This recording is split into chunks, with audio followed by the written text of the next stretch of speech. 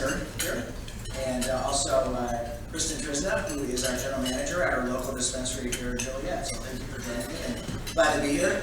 This is the third state in the last about 9 weeks that I've had the opportunity to speak, whether we're going recreational or speaking to the medical use in multiple states. It's just another opportunity to build a brand and really speak and educate to this entire process. Obviously an exciting week that Mike talked about, and looking forward to hearing more hopefully this evening and tomorrow morning.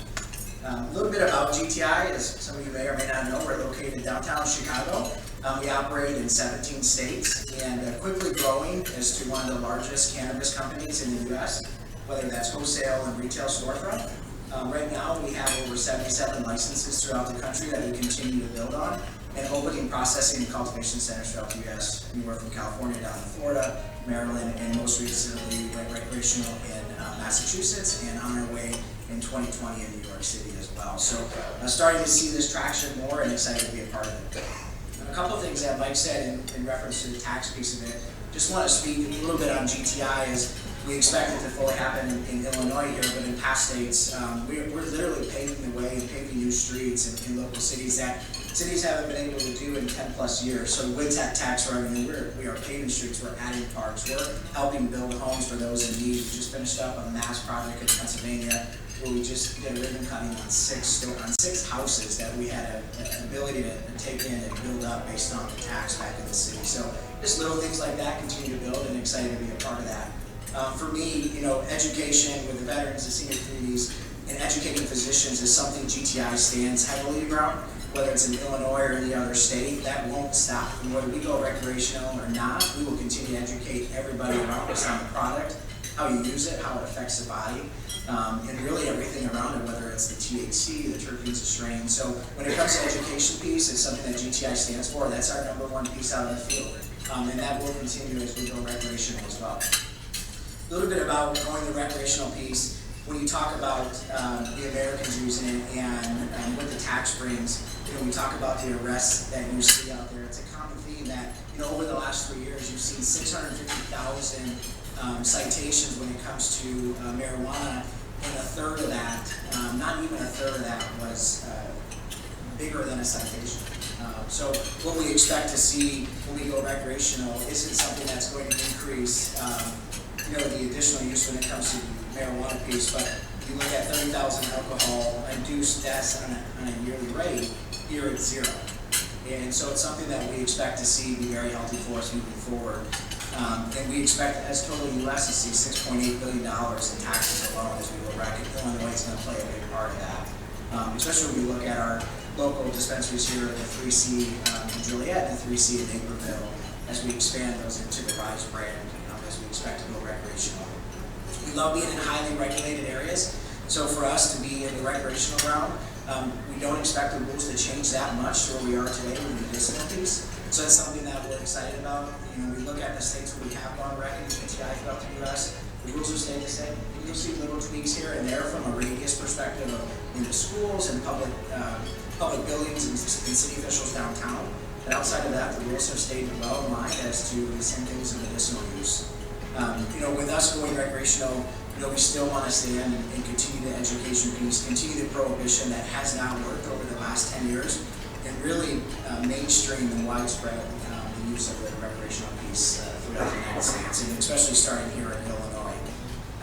And again, when it comes to the teen piece of it, this is exciting. We haven't seen an increase in our states where we've gone recreational from the teen use. A teen even today can go out and grab it, even though Illinois has easy access to go around the corner and grab marijuana today.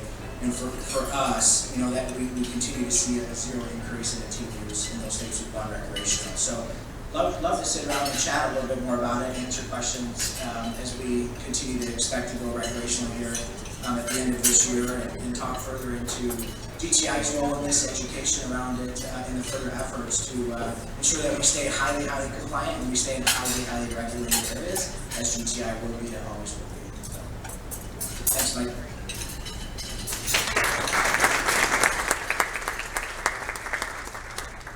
Thank you, Bryan. Our next. All right, well, I have a PowerPoint that you guys can see, but I can't, so this might be a little bit interesting.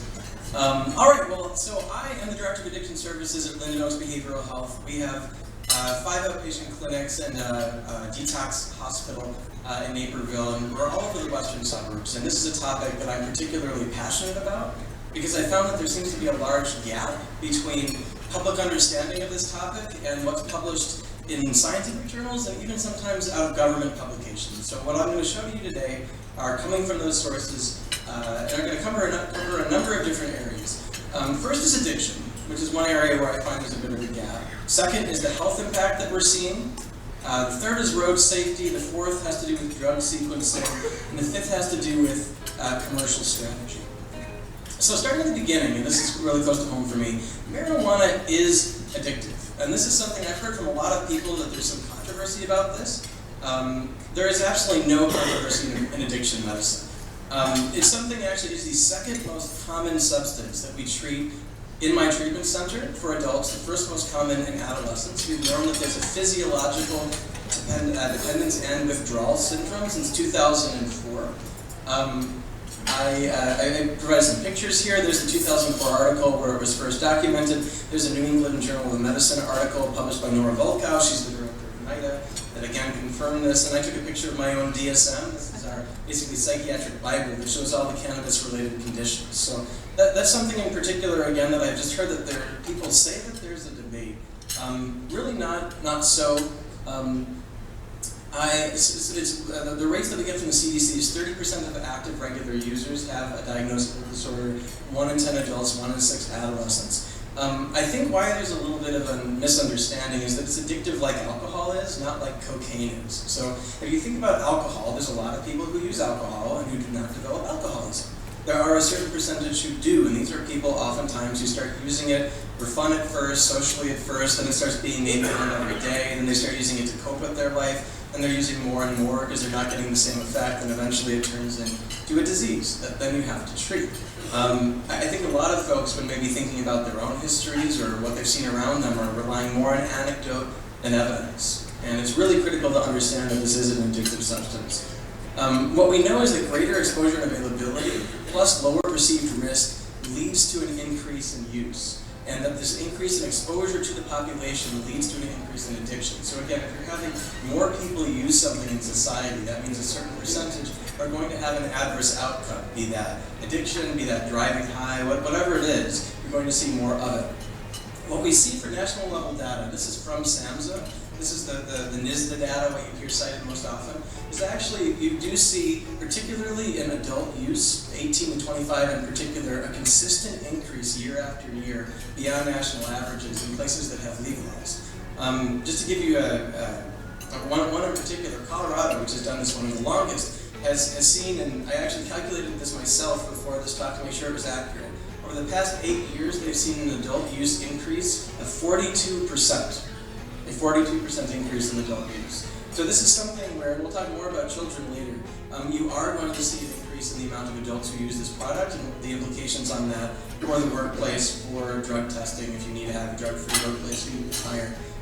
There will absolutely be an impact on that. So in terms of public health, as I mentioned, the greater the exposure to something that has some sort of cost to it, the greater the cost to society. Think for a second about lead. Right? When we learned that lead caused neurodegenerative illness from exposure over and over, we removed from everything, from paint, from blinds, from glass, because the more exposure, the more chance there is of harm. This, of course, is not lead, but the same principle applies. The more exposure you have, whatever subset is going to have a problem, there's going to be more of them in our workplaces, on our roads, in my clinics. The risk profile matters, and this is another disconnect, right? When I give talks, and I do this quite often, people take their own personal experience as being, well, this must be good for everybody. Or because even in my own area, my own circle of friends, this is true, that this must be good for the whole state. And that's where, when you're making decisions about public health, you really have to lean more on evidence and science than you have to do on your own opinions and what you see with your eyes. In terms of THC, more THC in a substance, the more consequences. A lot of people don't know that Woodstock pot is about 3 to 4% THC. This is a graph taken from that Nora Volkow New England Journal of Medicine article, and it was actually around there till 95. And what we started seeing was that the THC rate was increasing year after year. By 2012, the average rate seized off the street was at 12%. Now the average rate is right around 20%, and you can actually buy it in dispensaries now up to about 30% for the flower.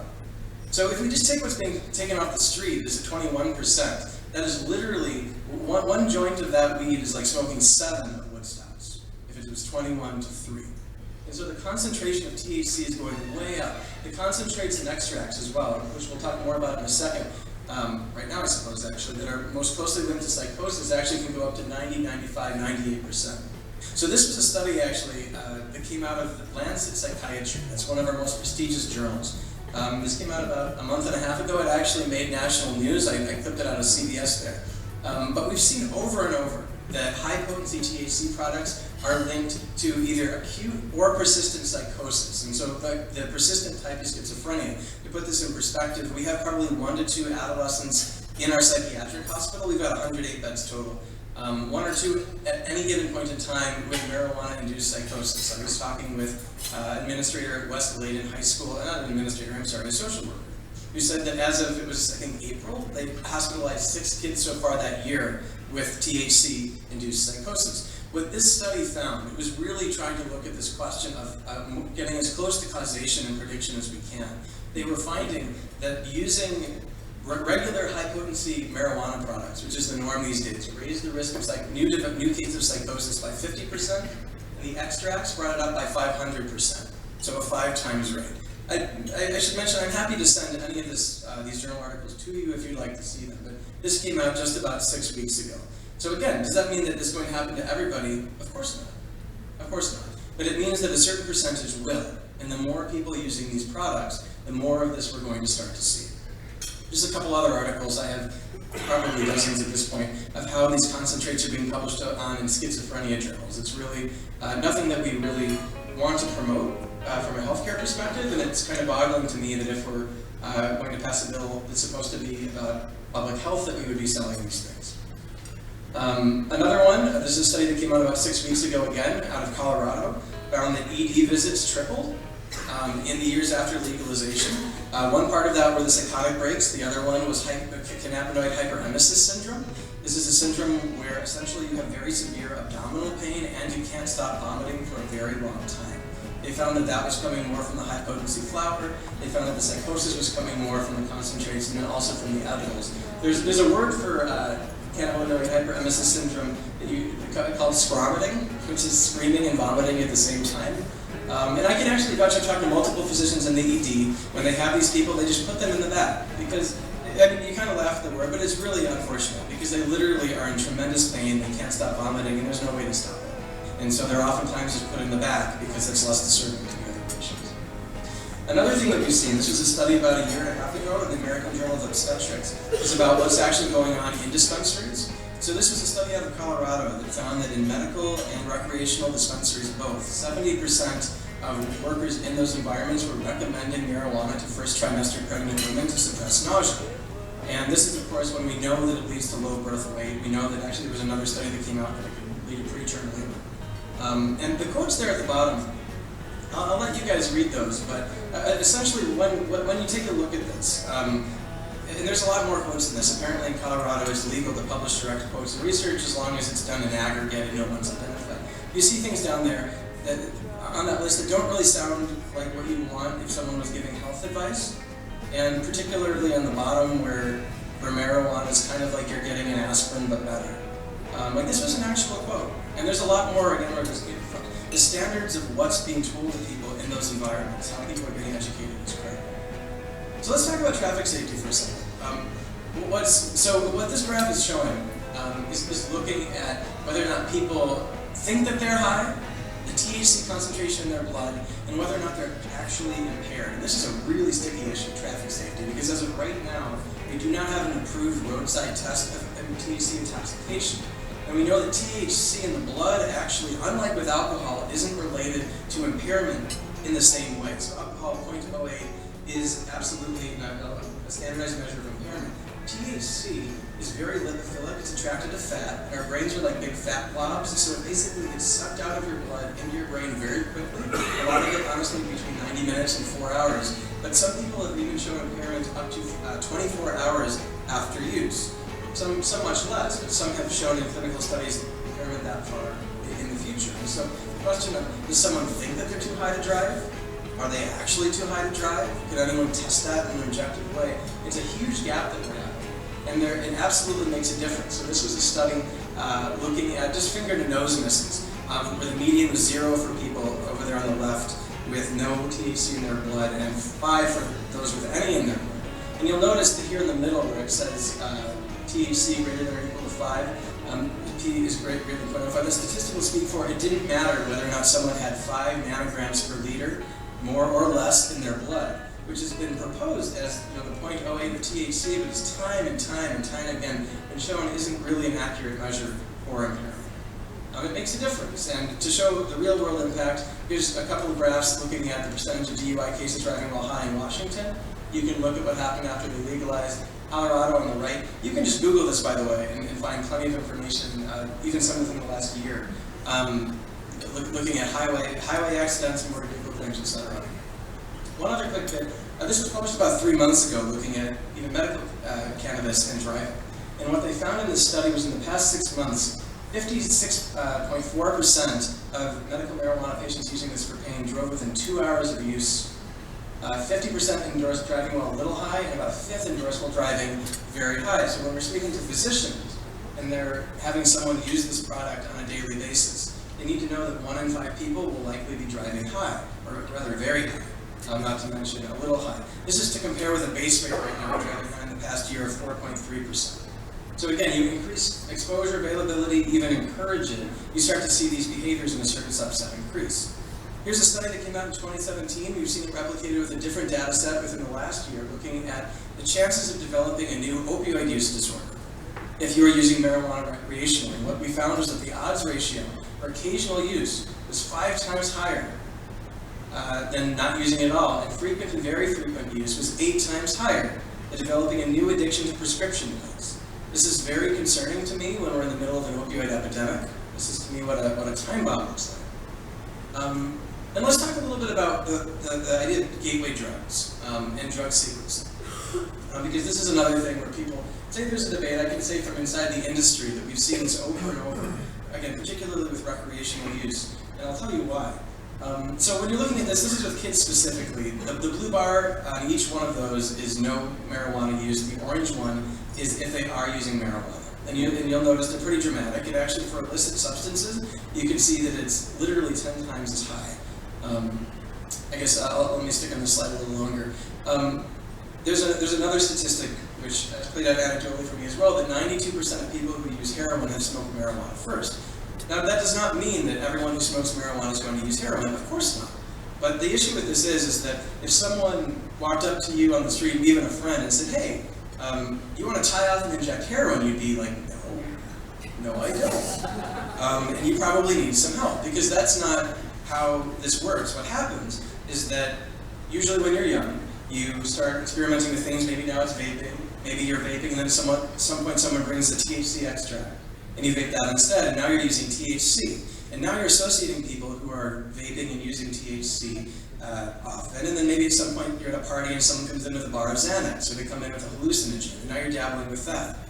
Maybe it's cocaine, and then at some point along the line someone shows up at Percocets or Norcos, and you give that a try, because everyone else is doing it. These are your friends, these are the people you're hanging out with, this is what you do for fun, and then eventually you move on to heroin because that provides a quicker hit, but you usually snort it first because that's a little more palatable than injecting, and then you inject. Now I can tell you a story like this because I hear it dozens and dozens and dozens of times, and it doesn't mean that everyone's going to do it. Again, of course not, but again, when you're thinking about public health, there's a certain percentage of people where it will, and the more people who do it, the more often you're going to see it. Moving on more to talk about kids here. For the sake of time, I'm not going to dive into this too far, but I do want to highlight a couple of things. If you look at the top, the title of this is The Role. Let's see if I can get it to go up there. My connection's not quite as good as I want it to be. Maybe not. I'm trying to magnify it, not working so well. There it is. It says, let's go with that. It says the role of cannabinoids in neuroanatomic alterations in cannabis users. And this is because one thing that we know about THC is that when someone uses it while their brain is still developing, which is until age 25, by the way, the bill that's being considered tonight has age 21. Age 25, we know that it actually can change the morphology of your brain. And what this is, that means the structure. Like because it's growing in some places and pruning in others, and we have lots of brain scans supporting this, again, replicated in multiple places. What you're seeing there is, if we just go across the top, those are bars looking at dosage. So again, this is where the concentrates hit hardest, as well as the high potency THC. What you're seeing there is that if it's gray, it means a study didn't look at it. If it's red, it did look at it and found a brain abnormality, and blue, that it looked at it and didn't. And on that left, that one where 80% of studies that looked at it found an abnormality, that is the hippocampus. That's involved in memory formation. The 50-50 one in the middle there is the prefrontal cortex. That's involved in executive function, so your ability to motivate, to plan, to think ahead, to think abstractly, things that are oftentimes associated with school and vocational success. 50% of cases saw a change in the structure of that part of your brain. For young individuals in particular, this is a particularly bad idea. And on a related note, out of the University of Michigan, Monitoring the Future study found that 1 in 4 12th graders said that if marijuana was legalized, they would either use more pot than they are right now, or they would try it for the first time, which is to me also a very concerning statistic. So, some take-homes for you. Marijuana is an addictive substance. Any assertions to the otherwise, or medical professionals or addiction specialists, they would not be listening, they would not be saying that. Again, the key here is greater population exposure leads to greater use and greater addiction and negative consequences. So again, it's not that this happens to everybody, but the more people who do it, the more incidence rates of this that you're going to see. My stance on this is that whatever our goals behind policy change, creating big marijuana, an industry around selling as much of this as possible, is not the answer to those things. So just to give you a list of some of the groups that are opposed to creating an industry around this is the American Medical Association, the American ASAM, that's the Society of Addiction Medicine, the Illinois Academy of Family Physicians, the American Academy of Pediatrics, the State Chiefs of Police here, and actually the Illinois NAACP are opposed to that because they understand that raising up a community doesn't mean pushing more THC into it. So to frame this as well, and I want to leave you with this. I don't know if these ads look familiar to you, but this is where we were a few decades ago, with more physicians smoking Camels on the other cigarette. Luckies are less irritating. I don't know if you watch Mad Men, but this toaster looks like a real thing. This one is saying avoid that future shadow by using cigarettes, because nicotine is a stimulant. Nicotine speeds up your metabolism. And so the idea here is that you're not going to gain weight as long as you keep smoking. And here's one where new scientific evidence on the effects of smoking, and I guarantee you that guy on top isn't happy because he's getting cancer. You know what I mean? Like, that's not why he's smiling, and Chesterfield is best for me. And so I'd like you to compare that to just some of the things that I can find very easily online about all of the tremendous benefits, just to give you an example, of marijuana. And all the different places in the body where it's purported to be useful. And what I think is important to contrast it with is the actual evidence we even have about this. This was a study that came out in 2015 that found, and the conclusion of this essentially was, for the vast majority of conditions approved by states, there's really not enough evidence to meet the muster of anything close to medicine. A resource I encourage you to look into, you can get this for free, is the National Academies of Sciences, Engineering, and Medicine. But I think it was about a 600-page report about a year and a half, 2 years ago now, that with all the research we have from reputable sources about what it's good for. The entire list of symptoms, not really conditions, right? Because you're not going to get rid of your hepatitis C with marijuana, like that's what Harvoni is for, but it might help with some of the symptoms. The symptoms, there were 5. There were 5 symptoms, essentially. Maybe about 6, and I think there's 1 or 2 more that have good medical evidence now. Some of them, though, are CBD, and not THC at all. And of course, CBD you can buy from the gas station. And this last one I want to point out, just to talk about how we're moving forward without necessarily looking at all the evidence. This came out 2 days. This was in Lancet Public Health. And again, Lancet is one of the most prestigious journals we have. This came out 2 days before Weiner signed the law, saying that opioids and marijuana are equivocal. And what this study found was essentially that people who used cannabis for pain did not have lower pain scores on average, nor did it increase their efficacy, and in many cases actually didn't decrease their drug use. Now that doesn't mean that folks in this room might not have a story where it did work, and it can, right? But if a drug, for example, works for 15% of people, doesn't help 40% of people, and hurts another 35% of people, that is an issue. Or when in medicine what we do is we look at risk-benefit, right? What's the benefit of using the substance, and what are the risks involved. And so if we're saying that opioids, which are chronically misprescribed, we should swap out with something, then honestly the evidence on this is very mixed. There's a lot of different types of pain as well, by the way. We've got nociceptive pain, and neuropathic pain, and chronic pain, and oncological pain. We treat them all differently in medicine. So to say that there's one substance that does them all equally, the science matters. So my recommendation, our perspective has changed before. I don't know if you know that we used to sell cocaine in cough drops. And we sold heroin off the shelf.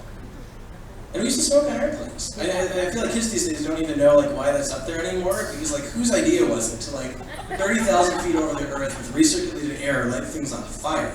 But there that was. And even now, and I think this is particularly timely now, even now, this is from the CDC's website, every state up there that's white does not prohibit smoking indoors, even though we know that secondhand smoke causes cancer, in even one venue type.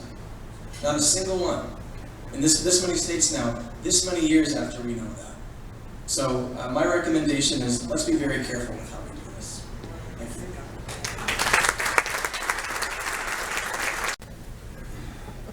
Mike, I gotta make sure a little bit. I don't want to speak very long now. I guess anybody ever see Cheech and Chong's Up in Smoke? We're there. And the funniest scene in the movie, they're in that truck that's like a dog with fur on it, and they're smoking a doobie back and forth, and they see a squad car in the rearview mirror with lights and sirens coming. So they eat the doobie, and then they eat all the other marijuana in the vehicle, and then the squad car goes by them, and they look at each other and realize, what have we just done? And I think we would need Dr. Weiner at that point for some help. And you laid out pretty much a lot of the issues that are coming with this legislation that we're not reading about in the newspaper. And obviously social norms have changed. Our elected officials represent us, and they're voting to make this happen. But it's going to happen. But they're not really looking at the social costs and the difficulty with enforcing it. And it makes me want to scrounge it. I'm stealing that word. In 1998, I wrote a drug court grant here locally.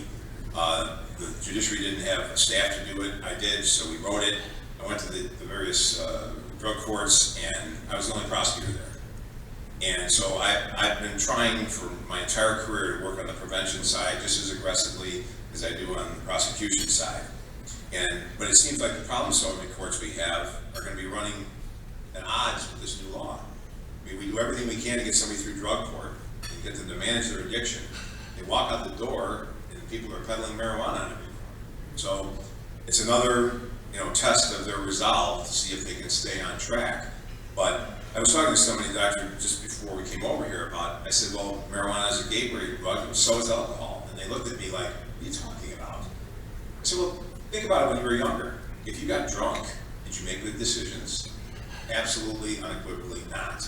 We've had fatal overdoses of heroin where people are drinking, somebody shows up with a mirror, little white line on it, one snort, and the person's dead. Because the heroin that's out there right now is so potent, and if you've never used it before, it literally disrupts the nerve endings that control your lungs. You stop breathing. It's not a painful death.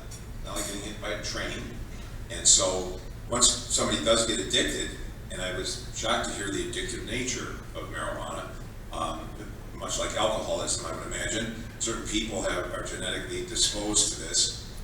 There's huge social costs here for all of us. We're all citizens of Illinois. So when this happens, we've yet to see over the next few years what those social costs are.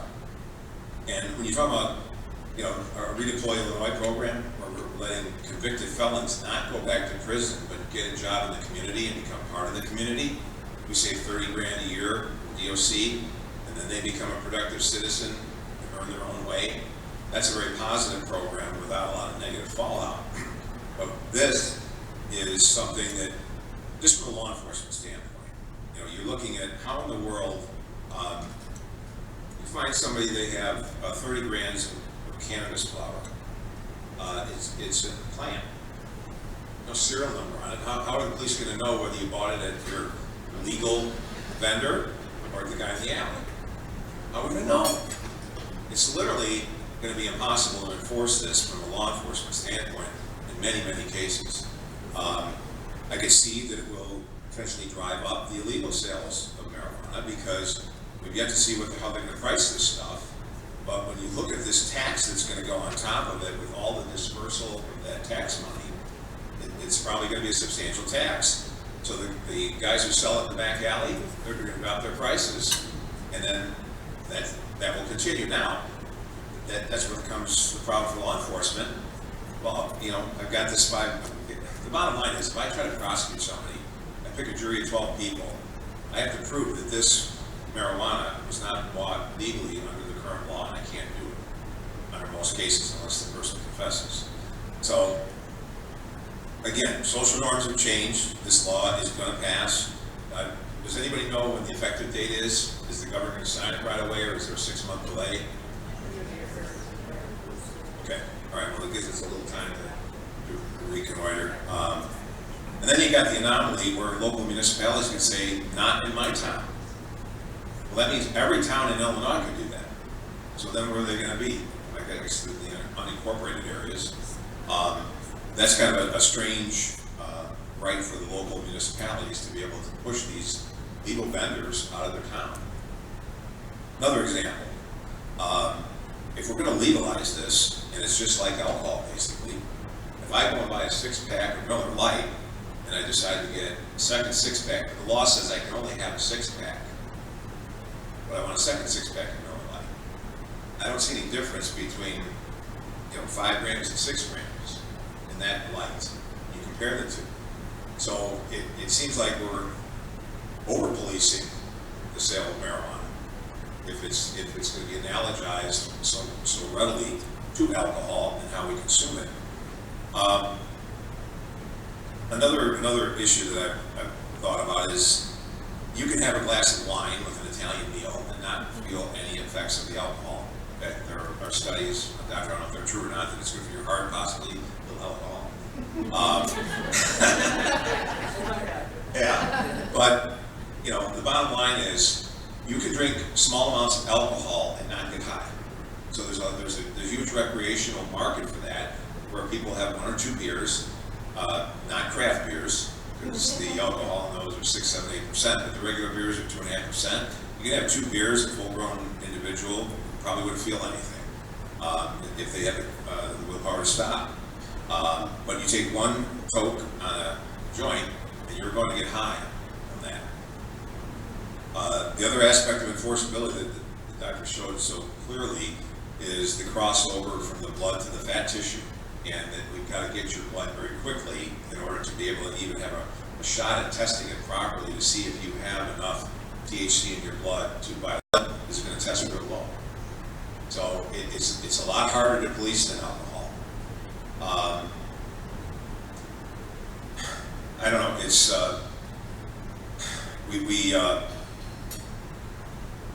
we're on a path where we're getting permissive in a lot of different areas that are harmful to our children and young adults. The prefrontal cortex. I've been preaching about that forever, and it doesn't finish developing until you're 25. And if you're 21, you can start smoking marijuana. And the doctor just showed you that it can damage the different prefrontal cortex. That's your future. That's your decision-making part of your brain. If that's not functioning on all 8 cylinders, you will not be the person you could be. And so that's why these movies they make about frat parties. These are 18 to 22-year-olds with prefrontal cortex still in development. And it's remarkable how much more mature people are in their late 20s. But if you damage that zone of your brain, you might never reach full maturity or full proficiency with the operation of your talents. So I just think I didn't see any of the hearings on this bill. I'm assuming, Doctor, did you testify in Springfield on this bill? About a year. Okay. But again, there was a mission here, and they wanted to get to that result, and so they put that other stuff in the record. It was there for us to read, but we all need to be wary and watch out for our children, and again, the law may say one thing, but when I put 12 people in a box in a jury trial, and they know that, wait a minute, under this new law that came out, the guy that had 500 grams of marijuana got an expungement. And then you want me to hang up this person for 50 grams that they brought? Huh? I mean, how am I going to convince, people are going to know this coming into the witness box, or the jury box. And they're supposed to follow the law, but they're not stupid, and they want to be fair. So we're creating an arena where it's going to be incredibly difficult to convict anybody for having marijuana illegally now.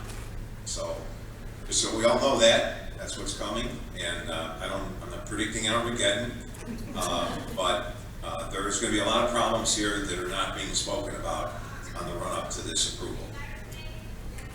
And I'm supposed to start the questioning, so any one of the three speakers is available. Yes?